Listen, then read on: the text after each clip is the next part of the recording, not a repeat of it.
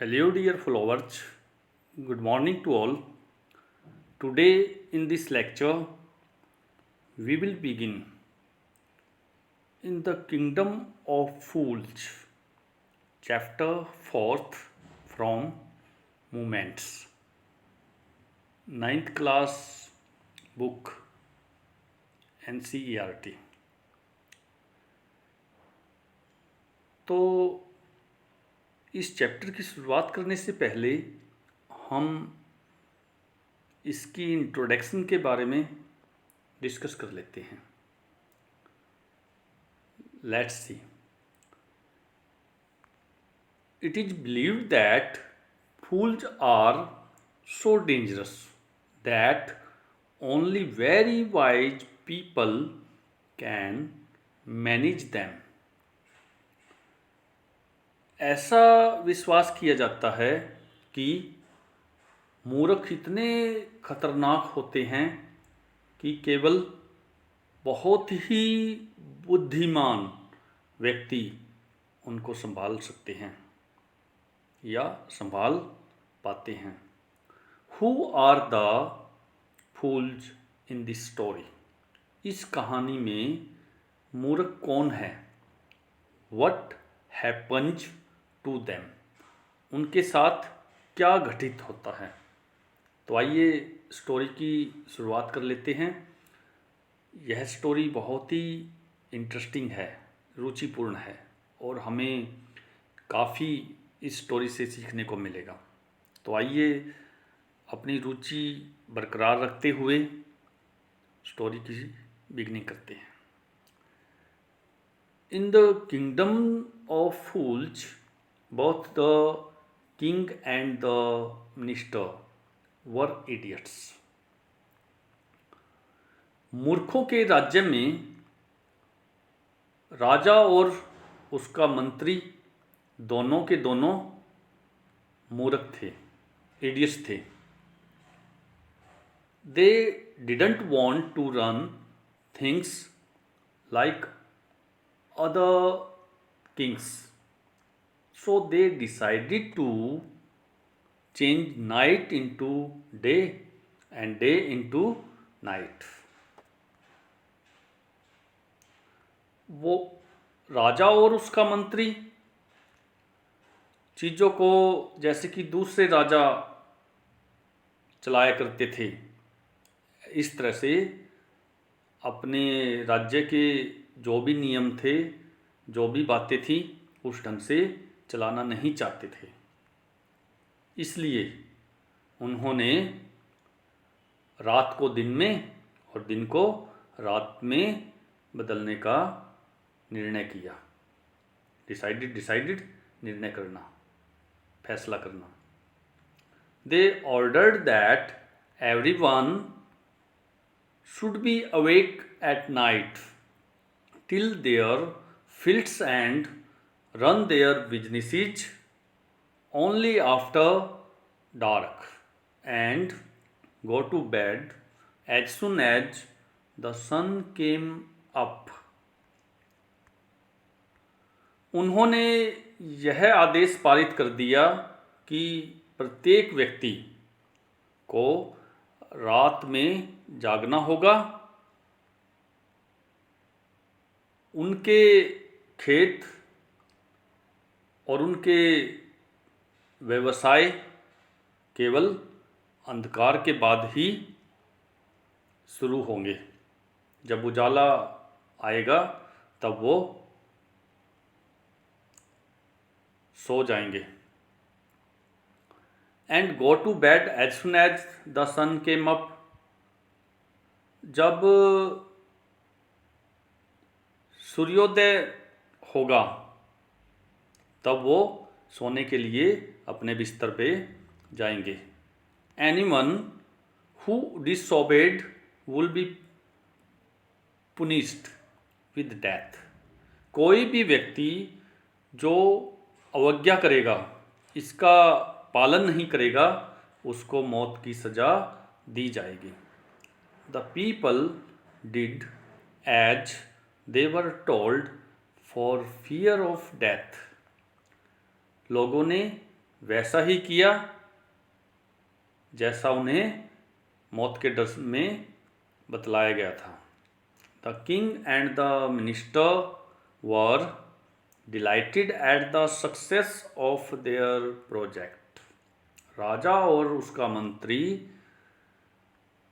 अपनी इस योजना की सफलता पर प्रसन्न थे, खुश थे। One day a Guru and his disciple arrived in the city. एक दिन एक गुरु और उसका शिष्य शहर में आ पहुँचे। डिसिपल क्या होता है? शिष्य मीन्स चेला। It was a beautiful city. It was broad daylight but there was no one about. यह एक सुंदर शहर था। यह शहर दिन के उजाले वाला था, बहुत तेज रोशनी थी, लेकिन वहाँ पर आसपास कोई भी नहीं था। Everyone was asleep, not a mouse stirring. प्रत्येक व्यक्ति सोया हुआ था, हर कोई सोया हुआ था। एक चूहा भी अपनी मूवमेंट नहीं कर रहा था। Steering means moving.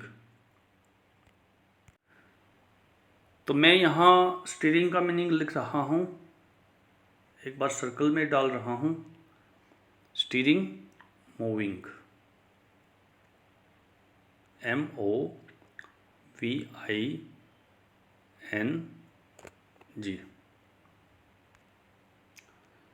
नेक्स्ट देखते हैं। Even the cattle had been taught to sleep by day. यहाँ तक कि पशु को भी दिन में सोना सिखलाया गया था। कैटल क्या है? पशु, जैसे गाय, भैंस इत्यादि। The two strangers were amazed by what they saw around them and wandered around town till evening, when suddenly the whole town woke up and went about its nightly business। दोनों अजनबी अचंभित थे। जो उन्होंने इर्द गिर्द देखा था, अपने आसपास देखा था, और वो शाम होने तक नगर के चारों तरफ घूमते रहे, चक्कर लगाते रहे, जब अचानक ही सारा का सारा नगर जागने लगा और अपने रात के कार्य पे लौटने लगा, जाने लगा। अपने काम पे सभी लोग जैसे ही जाने लगे, शाम तक वो दोनों अजनबी नगर के चारों ओर घूमते रहे। नेक्स्ट पैसेज देखिए। The two man were hungry. दोनों के दोनों व्यक्ति भूखे थे। मीन्स गुरु और उसका शिष्य, गुरु और उसका चेला दोनों ही भूखे थे। Now that the shops were open. अब क्या हुआ कि दुकानें खुलने लगी। They went to buy some groceries. कुछ परचून का, किराने का सामान खरीदने के लिए वो निकल पड़े। To their astonishment they found that everything cost the same, a single dudu, whether they bought a measure of rice or a bunch of bananas, it cost a dudu। उनके लिए अचंभे की बात थी। उन्होंने देखा कि हर चीज का एक ही जैसा मूल्य था, एक सिंगल डूडू, एक ही डूडू। यहाँ आप अंडरलाइन कर सकते हो, हर चीज़ का एक ही मूल्य निर्धारित किया गया था। उसको क्या बोला गया था? डूडू।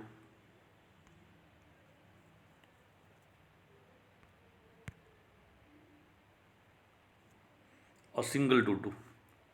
तो मल्टीपल चॉइस क्वेश्चंस के लिए आपका एक आंसर यहाँ पर मैंने सर्कल में डाल दिया है, आप कॉपी पे राइट कर सकते हो। नेक्स्ट देखिए, whether they bought a measure of rice और a bunch of banana, it cost a डूडू। चाहे कुछ मात्रा में चावल की खरीद हो या केलों का गुच्छा, इसका मूल्य एक ही डूडू होता था। The Guru and his disciple were dilated. गुरु और उसका चेला खुश थे, प्रसन्न थे। They had never heard of anything like this. उन्होंने इस तरह से कभी किसी के बारे में नहीं सुना हुआ था, ऐसी चीज़ कभी उन्होंने नहीं सुनी थी कि एक ही मूल्य होता है प्रत्येक चीज़ का, ऐसा वो कभी नहीं सुन पाए थे। They could buy all food they wanted for a rupee. वो जो भी चीज़ खरीदना चाहते थे, 1 रुपये में सारी की सारी चीज़ खरीद सकते थे। When they had cooked and eaten, the Guru realized that this was a kingdom of fools and it would not be a good idea for them to stay there. जब गुरु और उसके शिष्य ने दे किनके लिए, गुरु और उसके चेले के लिए, जब गुरु और शिष्य ने खाना पका लिया और खा लिया था, तो गुरु महसूस करने लगे, गुरु रियलाइज करने लगे कि यह मूर्खों का राज्य था। This was a kingdom of fools and it would not be a good idea for them to stay there. वहाँ पे ठहरना उन दोनों के लिए एक अच्छा आइडिया नहीं था। ये गुरु ने रियलाइज किया था, ये महसूस किया था। This is no place for us. यह जगह हमारे लिए किसी काम की नहीं है, कोई जगह नहीं है। लेट्स गो, आओ चलें, he said to his disciple. गुरु ने अपने चेले से यह बात कही। But the disciple didn't want to leave the place. लेकिन डिसिपल, शिष्य, चेला उस जगह को छोड़ना नहीं चाहता था। Everything was cheap here. प्रत्येक चीज़ वहाँ पर सस्ती थी। यहाँ पे हर चीज़ सस्ती थी। All he wanted was good cheap food. जो वो चाहता था चेला, वो चीज़ अच्छी थी और सस्ती थी, सस्ता भोजन उसे मिला करता था। द गुरु सेड, गुरु ने कहा, दे आर ऑल फूल्स। गुरु ने क्या कहा, वो सारे के सारे मूर्ख हैं। This won't last very long and you can't tell what they will do to you next. यह अधिक समय तक नहीं चलने वाला, ज़्यादा समय यह नहीं चल पाएगा और तुम बता सकते हो, यू कांट टेल, तुम कभी ये नहीं बतला सकते कि आगे वो तुम्हारे साथ क्या करेंगे। तो डियर स्टूडेंट, यहाँ तक हम फर्स्ट पार्ट का टेक्सुअल कंटेंट कर लेते हैं। नेक्स्ट पार्ट में हम स्टोरी को आगे बढ़ाएंगे और फुल अंडरस्टैंडिंग लेंगे। तो आपको मेरा यह प्रयास अच्छा लगा हो तो इस चैनल को सब्सक्राइब कीजिए, लाइक कीजिए और अपने कमेंट बॉक्स के थ्रू सेंड कीजिए। Thanks to all.